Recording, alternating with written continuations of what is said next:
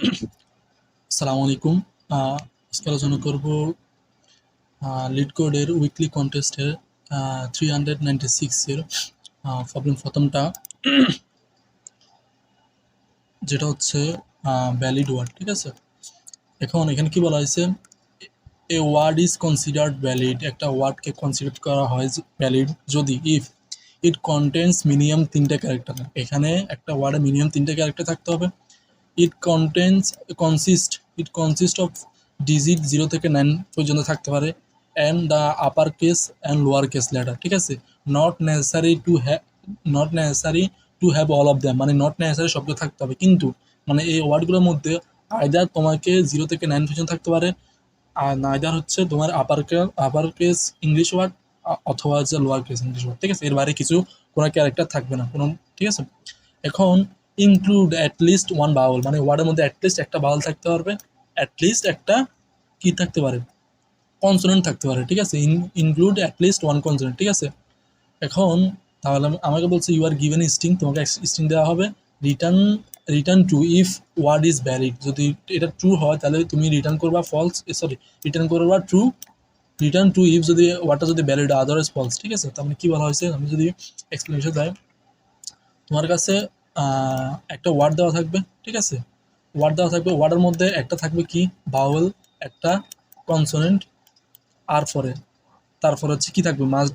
আবার 3 নাম্বার পজিশনে তুমি আইদার তুমি ডিজিট রাখতে পারো, না আইদার তুমি বাউল রাখতে পারো, না আইদার তুমি কনসোনেন্ট থাকতে পারো, এর বাইরে থাকতে পারো। ধরো সাপোজ তোমার হচ্ছে WOV, এটা কি ভ্যালিড? অবশ্যই ভ্যালিড, কারণ হচ্ছে এখানে একটা বাউল আছে, একটা কনসোনেন্ট আছে, আর কনসোনেন্ট দুটো ইন্টার থাকতে পারে। ঠিক আছে, ডিজিট থাকলে থাকলে, না থাকলে নাই।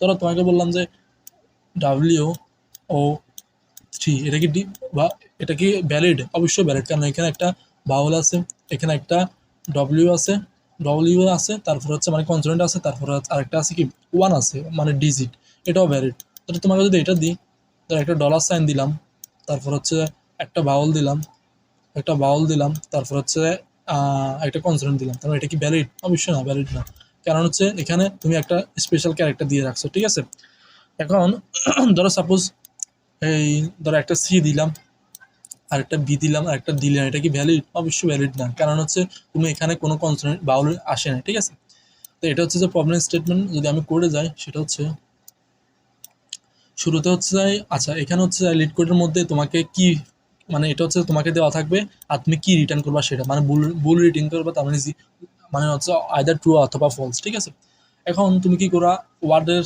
1 থেকে শেষ পর্যন্ত, মানে ওয়ার্ডের সাইজ পর্যন্ত চালাবা। যদি ওয়ার্ড হয় 0 থেকে 9 পর্যন্ত থাকে তাহলে ঠিক আছে, তুমি কোনো স্পেশাল ক্যারেক্টার নাই। তাহলে এ থেকে বড় হাতের, এ থেকে ছোট হাতের, এ যদি ওয়ার্ডগুলো হয় তাহলে ঠিক আছে, ওকে, এখানে কোনো স্পেশাল ক্যারেক্টার নাই।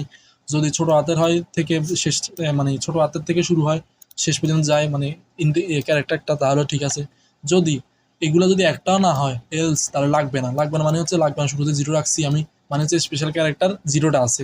যদি এখানে স্পেশাল ক্যারেক্টার 1 হয়ে যায় তাহলে আমার কি হবে, মানে এখানে তার মানে আমার ফলস হয়ে গেল। ঠিক আছে, এখন এরপরে কি বলছে, আরেকটা কন্ডিশন ম্যাচ করছে, মানে এগুলো সবগুলো স্পেশাল ক্যারেক্টার জন্য, যদি এত বড় করা দরকার ছিল না, জাস্ট এগুলো যে কোনো একটা না হইলে এটা করে ফেলতে পারতাম। ঠিক আছে, আচ্ছা, আমি এইভাবে করছি। এখন এরপরে কি চেক করছে, যদি বাউল কি আসে কি আসে না, তার মানে বাউল ছোট হাতের হইতে পারে, না আপার ক্লাস লোয়ার ক্লাস দুইটা হতে পারে। এই কারণে চেক করতেছি ইফ এ ডাব্লিউ, মানে ওয়ার্ডের আইতম ইন্ডেক্সে এ অথবা ছোট হাতের এ ই আই ও ইউ সবগুলো বাউল। যদি বাউল হয় তার মানে বাউল সমান সমান শুরুতে 0 রাখছি, তারপর এখন 1 করে ফেলছি। ঠিক আছে, মানে বাউলটা পাওয়া গেছে। শেষে আবার কি ওই বড় হাতের, সরি এখানে কি কি করছি, তারপরে ওই বড় হাতের এ থেকে ছোট হাতের জেড।